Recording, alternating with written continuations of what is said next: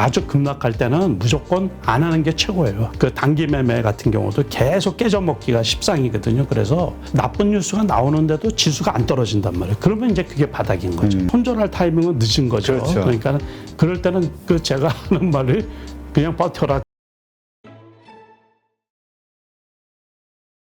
네, 안녕하세요. 815 모니터. 오늘 아주 반가운 분을 모셨습니다. 슈퍼개미로 유명하시죠? 베스트인컴 남석관 대표님입니다. 안녕하세요. 네, 안녕하세요. 네, 네, 반갑습니다. 얼굴 이제 좀 많이 타셨는데요. 예. 네. 얼마 전에 베트남 다녀오셨다고. 네. 참 이렇게 시장이 힘들 때. 예. 그때는 좀 힘들 때였죠? 아닌가요? 좀 좋아질 때 가셨나요? 조금 좋아질 때죠. 네, 조금 좋아졌죠. 뭐 상관없이 항상 뭐 그렇죠. 원할 때 떠나시니까. 네. 자, 그동안 정말 많은 개인 투자자들 고민이 많았었거든요. 예. 엄청 빠졌잖아요. 예, 2000선 무너지는 거 아니야 걱정할 정도로. 네. 이게 2,300 종가 기준으로 네. 2,300이 깨졌죠. 그래서 2,990, 200 네, 2,290 포인트 때까지 떨어졌었는데 하루 그랬죠, 하루. 네, 종가 기준. 네. 하여튼 이렇게 많은 분들이 힘들어가지고 진짜 그때 그 뭐라 그럴까요? 이 공포심에 예. 그냥 뭐 진짜 저가인데 예. 쌀 때 그냥 다 던져버린 분들 네. 많거든요. 그렇죠. 네. 어떻게 우리 대표님은 그 어려운 기간을 어떻게 보내셨나요? 저 역시 그 상반기 때, 네. 그러니까는 그 주식 전업 투자한 이래로 아마 제일 어렵지 않았나 싶거든요. 그 정도였나요? 예. 이번 장이? 특히 6월 달 같은 경우는 그 6월 초순에 2,650포인트 때 있었거든요. 네. 근데 그것도 이제 많이 떨어져서 거기까지 그렇죠. 왔다가 조금 올라온 상태인데 그게 코스피 기준으로 해서 350포인트가 급락을 했잖아요. 그러면서 떨어진 데에 더 떨어진 격. 그러니까는 얻어맞은 데에 마지막으로 그냥 녹다운이 되게 얻어맞은 꼴이 되다 보니까 투매 물량도 많이 나왔었고 또 이제 로스콘 물량, 네. 그 반대 매매 물량도 많이 나오고 그래가지고 거의 말씀하신 것처럼 공포 분위기였죠, 공포. 그리고 또 일설에는 이제 그렇게 많이 떨어지다 보면 지하실까지 왔는데 그 바닥 밑에 지하실도 우리 건물은 지하 5층까지 있다 뭐 이런 얘기가 나와가지고 2,000포인트 때까지 떨어지는 게 아니냐 그런 말도 많이 그렇죠. 돌았었죠. 네. 그때 어떻게 물론 잘 이렇게 지내셨을 것 같아요. 잘 어떻게 그 어려울 때 견디셨을 것 같은데 그때의 어떤 마음가짐이랄까 그 다음에 매매 패턴 어떠셨는지 그러니까 우리가 이제 남석관 대표님의 그 과거를 복귀하면서 우리가 이제 배우려고. 그러니까는 원래는 그렇게 폭락할 때 있잖아요. 네. 급락할 때는 수익을 내기가 하늘의 별따기예요. 그러니까 네. 거의 제가 아무리 뭐 모든 기법 우리가 소위 말해서 이제 전업 투자하시는 분들은 프로 중에서도 프로다 이 생각 가지고 과거에 저도 그랬거든요. 축구 선수가 비 오는데 축구 안 하냐고. 그래서 이 하락장에서도 해야지 된다 그러는데 실질적으로는 수익이 안 나요. 그렇게 되면 그 단기 매매 같은 경우도 계속 깨져먹기가 십상이거든요. 그래서 아주 급락할 때는 무조건 안 하는 게 최고예요. 안 하는 게. 그러니까 현금을 가지고 있어서 바닥이라고 확인하고서 요번에도 이제 그 상반기 때 좀 실패한 부분들이 2,600 정도면 바닥이라고 생각을 했거든요. 그렇죠. 그러다가 2,500 오니까 진짜 바닥인 것 같은데 분위기가 심상치 않은 거예요. 그러면서 거기에 들어가면 또 2,400까지 간 거고 2,400에 들어가면 또 2,300까지. 그러니까는 그 2년 전에 우리가 2년 전 그 코로나 팬데믹 때 2,200대에서 이렇게 쭉 떨어지기 시작을 했잖아요. 그 1,800 막 이러다 보니까 1,600 가고 그러니까 그때도 공포 분위기였잖아요. 그렇죠. 그거하고 똑같은 상황이었던 거죠. 그 지수는 차이가 있더라도 요번 상황은 그래서 떨어질 때는 섣불리 특히 그 원래 지수 있잖아요. 지수. 네. 그러니까 우리가 코스피 지수. 그게 데드 크로스가 발생하고 역배열일 때 그럴 때는 일반인들은 웬만해서 주식하면 안 돼요, 그냥. 그래서 근데 진짜 작년 말쯤인가요? 그때 어떤 말씀을 하셨냐면 대표님이 그 실전 매매 투자 대회 거기에서 그 수익률 가지고 이렇게 힘들게 전문가들도 이렇게 힘들게 수익 내는 장이면 이건 어려운 장이다. 안 하는 게 낫다. 이런 얘기 하셨던 게 좀 기억이 나요. 그래서 무조건 이제 미국장 그때도 제가 그 아마 지지난달 같은 경우도 일부 채널에서 제가 말씀을 드렸는데 그 외국인이 이제 매수세로 돌아서면서 요번에도 역시 마찬가지였거든요. 그러니까 외국인이 이제 매도세가 멈추고 매수세가 소폭이나마 들어오면서 입지를 하면서 그 지수 바닥 확인을 하는 과정이 이제 뭐냐면 악재가 나와도 지수가 안 떨어질 때가 있어요. 종목도 마찬가지고 이제 다시 말해서 나쁜 뉴스가 나오는데도 지수가 안 떨어진단 말이에요. 그러면 이제 그게 바닥인 거죠. 그러면서 2,300으로 해가지고 미국 주가도 마찬가지거든요. 나스닥을 제가 계속해서 모니터링하고서 고민을 많이 했는데 나스닥이 과연 나스닥이 10,000포인트가 깨지느냐 안 깨지느냐 아무리 생각해봐도 안 깨질 것 같더라고요. 그래서 결국에 나스닥 기준으로 해서 1,550포인트대, 1,600포인트대 거기가 바닥이었고 그러면서 이제 왔다 갔다 하면서 11,000포인트 되면서 우리 코스피도 역시 2,300에서 조금씩 반등하고 크게 한번 반등하고 그런 형국이었었던 거죠.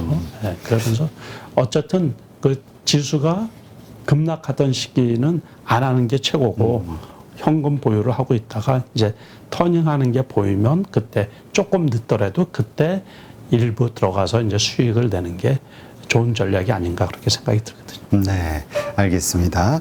우리 대표님은 그럼 그때 우리 근데 참 이게 어려운 게 그렇게 공포에 사라고 하잖아요. 또 원래는 그렇죠. 그게 근데 맞는데 그게 막상 다들 그런 거 얘기했단 말이에요. 코로나 때처럼 다시 한번 기회만 와봐라. 내가 살이라.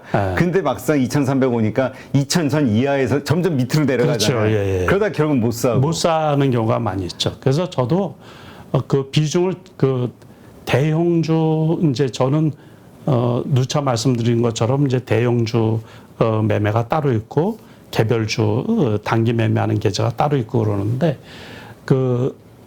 그때 별로 늘린 거는 별로 없어요. 일부 그 2차 전지 그쪽만 조금 늘렸고 그 다음에 이제 단기 매매에 좀 주력하는 편이죠. 그러니까. 그럼 이 하락장에서 그 대표님은 어떻게 좀 생각했던 거하고 좀 다른 결과가 나와서 좀 당황하셨나요? 아니면은 하락장에서는 그랬죠. 그러니까 이렇게까지는 하락할 거를 예상을 못했죠. 그러니까 원래는 한 2,500선 정도면 되지 않을까 이렇게 생각을 했는데, 그러니까 거기에서 거의 뭐 한 10% 정도는 더 떨어진 격이 됐던 거죠. 끝에서. 그런데 결국에 지금 와서 보면 어쨌든 이제 2,500은 회복이 됐잖아요. 그러면서 그때 이제 그 섹터, 다시 말해서 반등할 때 제일 빨리 올라올 쪽은 어느 쪽인가. 그거는 이제 제가 예측한 대로 역시 2차 전지 쪽이 제일 빨리 회복이 되지 않았나 이렇게 보고 있거든요. 일단 하나 질문 드리고 싶은 거는 이제 우리가 이렇게 그 시장에 대해서 혹은 주식에 대해서 뭐 예상을 하잖아요. 그리고 이제 뭔가를 하는데 내 생각과는 반대의 어떤 그런 당황스러운 결과가 나왔을 때 어떻게 대처할 것이냐. 그럴 때는 그래서 대표님은 어떻게 대처했는지를 보면서 좀 배우려고. 그럴 때는 안 하는 게 최고예요. 안 하는 게 최고다. 그래서 그럼 정리 한 자? 그때 가서 손절해야 되나요? 그럴 때도 있는데 그때 이제 벌써 손절할 타이밍은 늦은 거죠. 그렇죠. 그러니까 그럴 때는 그 제가 하는 말이 그냥 버텨라 그런 얘기거든요. 그냥 덮어라. 그냥 덮어서 보지를 말라. 회사가 괜찮은 것들. 다시 말해서 뭐 단기 투자 안 하고서 이제 중장기로 우리가 갖고 하려고 했던 대형주 있잖아요. 그런 경우는 그냥 무조건 버티는 수밖에 없다고 그랬거든요. 그래서 그런 경우는 안 보는 게 일단은 최고로 좋은 거고, 단기 매매로 매수했던 것들은 매도를 해야죠. 그런데 우리가 이제 원래 중장기로 갖고 가려고 했던 것들은 그냥 버티는 거예요. 그 대신 안 보는 거. 추가 매수만 좀 조심을 하는 거고, 안 보는 게 최고죠. 근데 그러니까 아무것도 안 한다. 그냥 예, 내가 예. 다른 결과가 났을 때는 거기에서 뭔가 예. 뭐 물을 타든가 아니면 공격적으로 그거는 아니면 하면 안 매도를 되죠. 한다든가 이게 아니라 그거는 아니고 가만히 저 같은 경우는 그랬어요. 그러니까 제가 과거를 요번에도 과거에 뭐 10년 전, 20년 전의 거를 계속 다시 한번 이렇게 검토하고 그랬거든요. 왜 이럴 때 이제 어떻게 했나. 그래서 결국에 그때 보니까 심지어 6개월 이상 매매를 안 했던 경우도 상당히 있더라고요.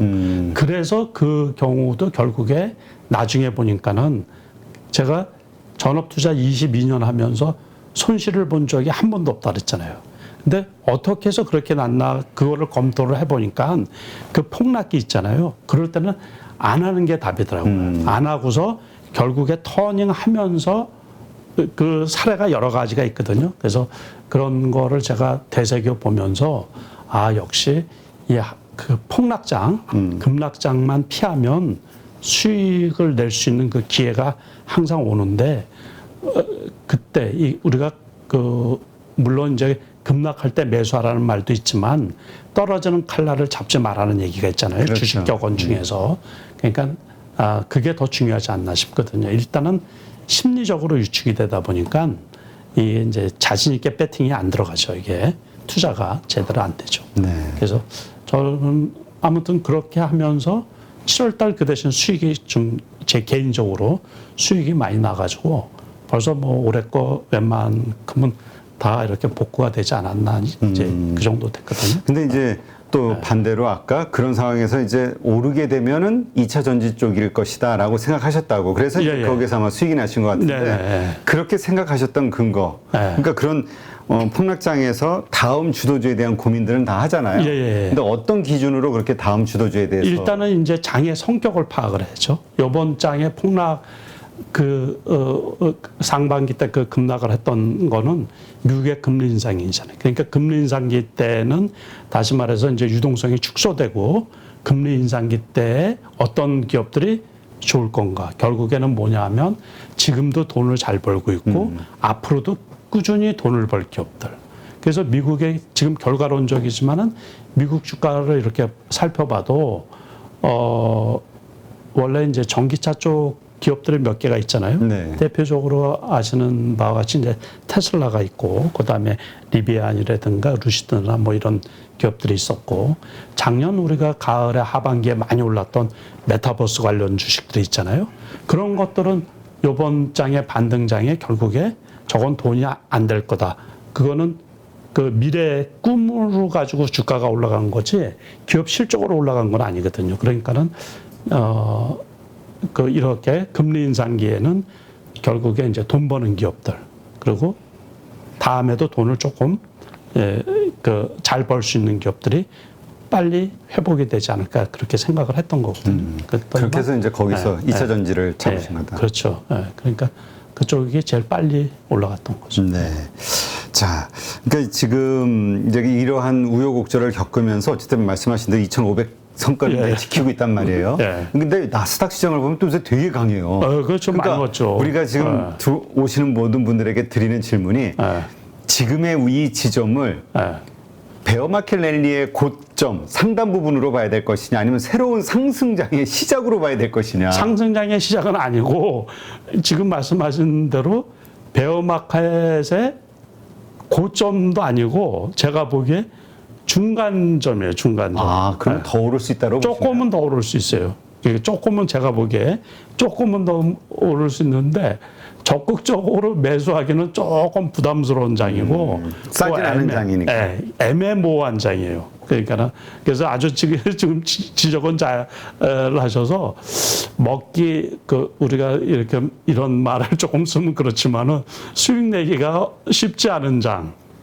그렇다고 이렇게 안 보기는 조금 애매한 장. 그래서 많이 떨어지지도 않고 그렇지만은 천천히 조금은 더 올라갈 여력이 제가 보기에 조금 남아 있어가지고 베어마켓 랠리의 그 중간 조금 위에 아주 고점은 아니고 그 위치에 있지 않나. 그러니까 다시 말해서 만약에 고점을 100이라고 하면 한 70 정도, 6, 70 정도 온 것 같아요. 그러니까 그 정도로 이렇게 봐서 지수로 따진다 그러면 한 100포인트는 조금 더 올라갈 여지가 있지 않나 이렇게 보고 있거든요. 네. 이제 근데 그거에 그 받침이 되는 게 오늘 이렇게 반등.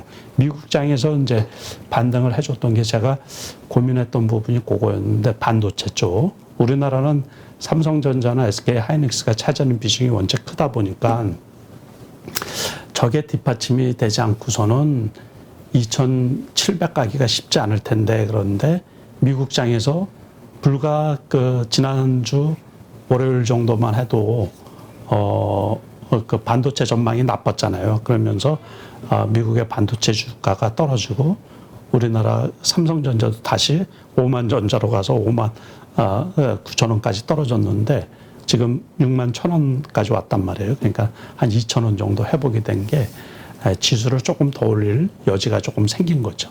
결국에 이제 미국에서도 엔비디아하고 마이크론 테크놀로지 이런 거에서 반도체주가 반등이 오니까 2차 전지 가지고서는 끌고 가기가 지수에 한계가 있잖아요. 네. 그러니까 그게 만약에 같이 도와준다 그러면 지금 말씀하신 것처럼 조금 더 올라갈 소지가 있지 않나 이렇게 보고 있거든요. 네.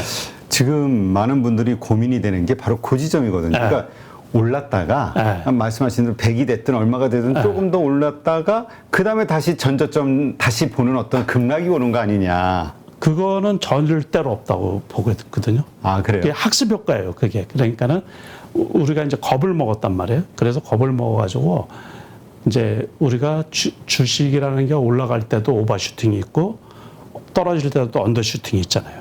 그러니까 2,300은 언더슈팅이에요. 그러니까 2,500은 이제 웬만큼 저가에서 저가는 회복이 된 거죠, 이제 저가. 이 정도 가격은 괜찮은데 지금 상황이 뭐 경기 침체 얘기도 있고 중국 경기 둔화 얘기도 있고 뭐 그러다 보니까는 아직 그게 현실감 있게 와닿지는 않는 거예요. 그러다 보니까는 여기서 지수 급락은 그리고 말씀하신 것처럼 어쨌든 이제 이렇게 해외에 나가봤잖아요. 네. 나가보면서 느낀 게